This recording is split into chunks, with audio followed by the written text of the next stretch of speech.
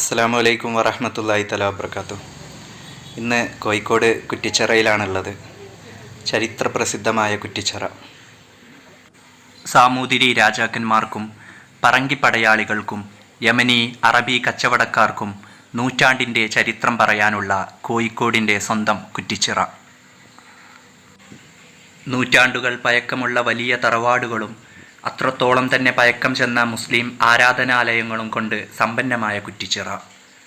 കുറ്റിച്ചിറയുടെ ഹൃദയമായിട്ടുള്ള 7 നൂറ്റാണ്ടിൻ്റെ ചരിത്രം വിളിച്ചു പറയുന്ന വാസ്തുചാതുരിയുടെ സൗന്ദര്യം മിഷ്കാൽ പള്ളി. കേരളീയ വാസ്തുശൈലിയിൽ 14-ാം നൂറ്റാണ്ടിൽ ജീവിച്ചിരുന്ന യമനിലെ വ്യാപാര പ്രമുഖനും കപ്പൽ ഉടമയുമായ നാഗൂദ മിഷ്കാലാണ് ഈ പള്ളി പണി കഴിപ്പിച്ചത്. പറങ്കിപ്പടയാളികൾ തീയിട്ടു നശിപ്പിക്കാൻ ശ്രമിച്ചതടക്കം മിഷ്കാൽ പള്ളിയുടെ ചരിത്രം വലുതാണ്. എന്നാൽ ഇന്ന് നമ്മൾ മിഷ്കാൽ പള്ളിക്ക് 300 മീറ്റർ അടുത്തായി സ്ഥിതി ചെയ്യുന്ന ഒരുപാട് മഹാരഥന്മാർ അന്ത്യവിശ്രമം കൊള്ളുന്ന കുറ്റിച്ചിറ ജുമാ മസ്ജിദാണ് സന്ദർശിക്കാൻ പോകുന്നത്. കേരള വാസ്തുശൈലിയിൽ തന്നെയാണ് ഈ പള്ളിയും പണി കഴിപ്പിച്ചിട്ടുള്ളത്. പഴക്കം ചെന്ന ഈ പള്ളിയെ വളരെ മനോഹരമായി തന്നെ സംരക്ഷിച്ചു പോരുന്ന ഈ മഹല്ല് നിവാസികളോട് ഒത്തിരി സന്തോഷമറിയിക്കുന്നു. ഈ പള്ളിയോട് തൊട്ടു ചേർന്ന് പിറകിലായാണ് കേരള ഇസ്ലാമിക ലോകത്തെ മഹാസയ്യിദന്മാർക്ക് ജന്മം നൽകിയ ജിഫ്രി ഹൗസ് സ്ഥിതി ചെയ്യുന്നത്. അവിടെ അന്ത്യവിശ്രമം കൊള്ളുന്ന അഷേഖ് ഖാത്തമുൽ ഔലിയ മുഹമ്മദ് ജിഫ്രി റഹ്മത്തുള്ളാഹി തആല അൻഹുവിൻ്റെ ഖബർസ്ഥാനാണ് നാം ഇന്ന് സിയാറത്ത് ചെയ്യുന്നത്. അതോടൊപ്പം തന്നെ മുഹീദ്ദീൻ മാലയുടെ രചയിതാവ് ഹസ്രത്ത് ഖാലി മുഹമ്മദ് റഹ്മത്തുള്ളാഹി തആല അൻഹുവിൻ്റെയും വലിയ സൈനുദ്ദീൻ മഖ്ദൂം റഹ്മത്തുള്ളാഹി തആല അൻഹു തങ്ങളുടെ ഉസ്താദ് കാസി ഫഖറുദ്ദീൻ അബൂബക്കർ റഹ്മത്തുള്ളാഹി തആല അൻഹു അടക്കം മറ്റ് മഹാന്മാർ ചുറ്റിലും അന്ത്യവിശ്രമം കൊള്ളുന്ന കുറ്റിച്ചിറ ജുമാ മസ്ജിദിൻ്റെ ഉൾവശം ആദ്യം തന്നെ സന്ദർശിക്കാം.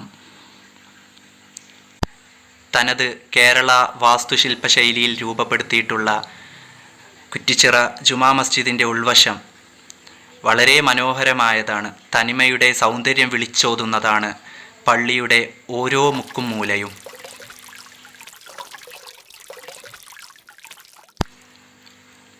ഒത്തിരി പേർക്ക് ഒരേ സമയം പ്രാർത്ഥന നടത്താൻ വിധം വളരെ വിശാലമായതാണ് കുറ്റിച്ചിറ ജുമാ മസ്ജിദിൻ്റെ ഉൾവശം.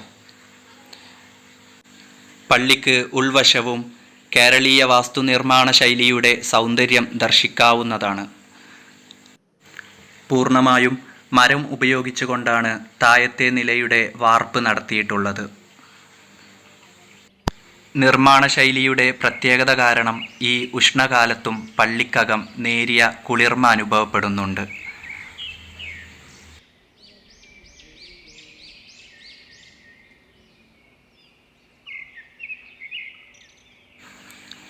പള്ളിയിൽ നിന്നും കിബിലയുടെ ഭാഗത്തോട്ട് നോക്കിയാൽ നമുക്ക് ജിഫ്രി ഹൗസും അഷേഖ് ഖാത്തമുൽ ഔലിയ മുഹമ്മദ് ജിഫ്രി തങ്ങളുടെ ഖബർസ്ഥാനും മക്ബറയും നമുക്ക് കാണാൻ കഴിയുന്നതാണ്. നമുക്ക് എന്തായാലും നമ്മൾ ഇന്ന് വന്നതിൻ്റെ ഉദ്ദേശ ലക്ഷ്യം പൂർത്തീകരിക്കാനായി മഹാനവറുകളുടെ ഖബർ സിയാറത്ത് ചെയ്യാം. കുറ്റിച്ചിറ ജുമാ മസ്ജിദിന് ഇടതുവശത്തോട് ചേർന്ന് ജിഫ്രി ഹൗസിലോട്ട് പോകുന്ന വഴിയിലൂടെ നാം മുന്നോട്ട് പോയാൽ ഇവിടെയും ഒരുപാട് മഹാന്മാരുടെ ഖബർസ്ഥാൻ കാണാവുന്നതാണ്. ഇവിടെ ഷാദുലി മാലയുടെ രചയിതാവ് ഖാസി അബൂബക്കർ കുഞ്ഞി റഹ്മത്തുള്ളാഹി തആല അൻഹുവിൻ്റെ ഖബർസ്ഥാൻ കാണാൻ സാധിക്കുന്നതാണ്. ഇതും കഴിഞ്ഞ് മുന്നോട്ട് പോയി ഈ കാണുന്ന ഗേറ്റിലൂടെയാണ് നാം ജിഫ്രി ഹൗസിലോട്ട് പ്രവേശിക്കേണ്ടത്. ഇവിടെയാണ് മക്കാമു ഷെയ്ഖ് ജിഫ്രി എന്ന് എഴുതി വച്ചിരിക്കുന്ന മുഹമ്മദ് ജിഫ്രി റഹ്മത്തുള്ളാഹി തആല അൻഹുവിൻ്റെ മക്ബറ സ്ഥിതി ചെയ്യുന്നത്. ഇതാണ് ഒരുപാട് സാദാത്യങ്ങൾക്ക് സയ്യിദന്മാർക്ക് ജന്മം നൽകിയിട്ടുള്ള ജിഫ്രി ഹൗസ്. പഴയ വീടും അതോടൊപ്പം ചേർന്ന് മക്ബറയും സ്ഥിതി ചെയ്യുന്നു. നമുക്ക് അതിന് മുൻവശത്തോട്ട് പോയി നോക്കാം. ഇവിടെയാണ് ഞാൻ ഈ വീഡിയോക്ക് ക്യാപ്ഷൻ കൊടുത്തതുപോലെ ഈ ഉമ്മത്തിലെ അവസാന തൗലിയ ആയിട്ടുള്ള മുഹമ്മദ് ജിഫ്രി റഹ്മത്തുള്ളാഹി തആല അൻഹുവിൻ്റെ മക്ബറയിലോട്ടുള്ള കവാടം കാണാൻ സാധിക്കുന്നത്. ഇവിടെ ഈ വിനീതൻ മുഹമ്മദ് ജിഫ്രി റഹ്മത്തുള്ളാഹി തആലാൻഹുവിനെ ഈ ഉമ്മത്തിലെ അവസാനത്തെ ഔലിയ ആണെന്നും അദ്ദേഹത്തിന് ശേഷം ഈ ഉമ്മത്തിൽ വേറൊരു ഔലിയ ഉണ്ടായിട്ടില്ല എന്നും പറയാൻ കാരണം ആ മഹാനവറുകളുടെ മക്ബറയുടെ കവാടത്തിന് മുകളിൽ എഴുതി വച്ചിരിക്കുന്ന വചനങ്ങളുടെ അർത്ഥപ്രകാരമാണ്. അതിപ്രകാരമാകുന്നു: ഹാദൽ മസാറു ഷരീഫ് ഖുത്ബുൽ ഹൗസൈൻ വഖാതമുൽ ഔലിയാ വഫഖറുൽ ഉലമാഹ് അസ്സയ്യിദ് ഷെയ്ഖ് മുഹമ്മദ് ജിഫ്രി റഹ്മത്തുള്ളാഹി തആലാൻഹു. ജനനം 1139, മരണം 1222. അതായത് മഹാനവറുകളുടെ ദർഗാ ഷരീഫിൻ്റെ കവാടത്തിന് മുകളിലായി എഴുതി വച്ചിരിക്കുന്ന അറബിയുടെ അർത്ഥം എന്ന് പറഞ്ഞാൽ, ഇത് അസ്സയ്യിദ് ഖുത്ബുൽ ഹൗസൈൻ വഖാതമുൽ ഔലിയാ, ഔലിയാക്കളിൽ ഹാത്തം അഥവാ അവസാനത്തെ ഔലിയ ആയിട്ടുള്ള, ഫഖറുൽ ഉലമാഹ് പണ്ഡിതന്മാരുടെ അഭിമാനമായിട്ടുള്ള അസ്സയ്യിദ് ഷെയ്ഖ് മുഹമ്മദ് ജിഫ്രി റഹ്മത്തുള്ളാഹി തആലാൻഹുവിൻ്റെ മസാറാകുന്നു എന്നാണ് ഇവിടെ എഴുതി വച്ചിട്ടുള്ളത്. അപ്പോൾ നമുക്ക് ഏവർക്കും സംശയമുണ്ടാവുന്നതാണ്, ഇവിടെ ഖാത്തമുൽ ഔലിയ അഥവാ ഔലിയാക്കളിൽ അവസാനത്തെ വ്യക്തി എന്ന് ഇവിടെ എഴുതി വെച്ചാൽ അദ്ദേഹത്തിന് ശേഷം ഈ ഉമ്മത്തിൽ വന്ന് എന്ന് പറയപ്പെടുന്ന കേരളത്തിൻ്റെ അങ്ങേ തല മുതൽ ഇങ്ങേ തല വരെയുള്ള ഔലിയാക്കൾ, ഷെയ്ഖ് CM മടവൂർ, ഷെയ്ഖ് തൃപ്പനച്ചി ഉസ്താദ്, ഇവരെല്ലാവരും ഔലിയാക്കളുടെ പട്ടികയിൽ നിന്ന് പുറത്തു പോകുന്ന രീതിയിലാണ് ഇവിടെ എഴുതി വച്ചിട്ടുള്ളത്. കാരണം പരിശുദ്ധ ഖുർആന് നമ്മുടെ പണ്ഡിതന്മാർ കൊടുത്ത അർത്ഥപ്രകാരം ഖാത്തമുൽ ഔലിയ എന്നതിന് അവസാനത്തെ ഔലിയ എന്ന് മാത്രമാണ് അർത്ഥം കൊടുക്കാൻ സാധിക്കുന്നത്.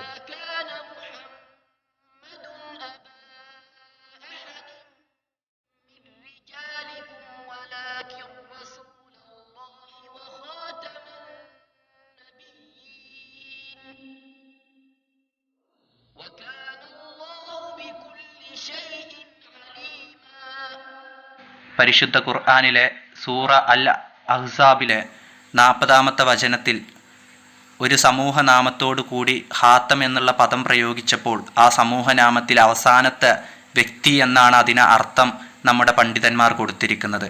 അതുപ്രകാരം ഇവിടെ ഖാത്തമുൽ ഔലിയ എന്നുള്ളതിനും അവസാനത്തെ ഔലിയ എന്ന് തന്നെയാണ് നാം മനസ്സിലാക്കേണ്ടത്. ആ രീതിയിലാണ് ഞാൻ ഇതിനെ മനസ്സിലാക്കിയതും. അങ്ങനെയാണെങ്കിൽ നമുക്ക് മുമ്പിൽ ഒരുപാട് ചോദ്യങ്ങൾ ഉയരുന്നുണ്ട്. ഖാത്തമുൽ ഔലിയ ഷെയ്ഖ് മുഹമ്മദ് ജിഫ്രി തങ്ങളുടെ വഫാത്തിന് ശേഷം ആരും അള്ളാഹുവിൻ്റെ വലിയ ആയിട്ടില്ലേ എന്നതാണ് ഒന്നാമത്തെ ചോദ്യം. മറ്റൊന്ന്, ഒരു സമൂഹനാമത്തോടു കൂടി ഖാത്തം എന്നുള്ള പദം പ്രയോഗിച്ചാൽ ആ സമൂഹത്തിലെ അവസാനത്തെ വ്യക്തി എന്ന് അതിൻ്റെ അർത്ഥം യഥാർത്ഥത്തിൽ ലഭിക്കുന്നുണ്ടോ? അതുതന്നെയാണോ യഥാർത്ഥ അർത്ഥം? ഇത് നമുക്ക് പരിശോധിക്കേണ്ടതുണ്ട്. എന്നാൽ നാം യാഥാർത്ഥ്യം എന്തെന്ന് പരിശോധിച്ചാൽ, കേരളക്കരയിലെ തന്നെ ഏറ്റവും ഉയർന്ന നിലവാരം പുലർത്തുന്ന ദാറുൽ ഹുദ ഇസ്ലാമിക് യൂണിവേഴ്സിറ്റിയുടെ വൈസ് ചാൻസലറായിട്ടുള്ള ഡോക്ടർ ബഹാവുദ്ദീൻ മുഹമ്മദ് നദ്വിയെ നമുക്ക് ഏവർക്കും പരിചയമുള്ളതാണ്. അദ്ദേഹത്തിൻ്റെ മലയാളം ഖുർആൻ പരിഭാഷ എടുത്തു പരിശോധിച്ചാൽ അതിലും അഹ്സാബ് സൂറത്തിലെ 40-ാമത്തെ ആയത്തിൽ ഖാത്തമുൻ നബിയീൻ എന്നുള്ള പദം കാണാനും അതിനുള്ള മലയാള വ്യാഖ്യാനം പരിഭാഷ കാണാനും നമുക്ക് സാധിക്കുന്നതാണ്. അതിൽ മഹാപണ്ഡിതനായിട്ടുള്ള ബഹാവുദ്ദീൻ മുഹമ്മദ് നദ്വി അതിന് അർത്ഥം കൊടുക്കുന്നത് ഖാത്തമുൻ നബിയീൻ എന്നുള്ളതിന് ഒരു കാരണവശാലും അവസാനത്തെ പ്രവാചകൻ എന്ന നിലയിലല്ല. അതിന് പുറമെ അദ്ദേഹം ഖാത്തമുൻ നബിയീൻ എന്നുള്ളതിന് ഏറ്റവും ശ്രേഷ്ഠനായ പ്രവാചകൻ എന്നാണ് അർത്ഥം കൊടുത്തിട്ടുള്ളത്. അതായത് പ്രവാചകന്മാർ എന്ന ഒരു സമൂഹനാമം, ആ സമൂഹനാമത്തോടു കൂടി ഖാത്തം എന്നുള്ള പദം പ്രയോഗിച്ചു. ഇപ്പോൾ ഖാത്തമുൽ ഔലിയ, ഔലിയാക്കളിൽ ഖാത്തമായിട്ടുള്ള വ്യക്തി, അല്ലെ ഖാത്തമുൻ നബിയീൻ, നബിമാരിൽ ഖാത്തമായിട്ടുള്ള വ്യക്തി.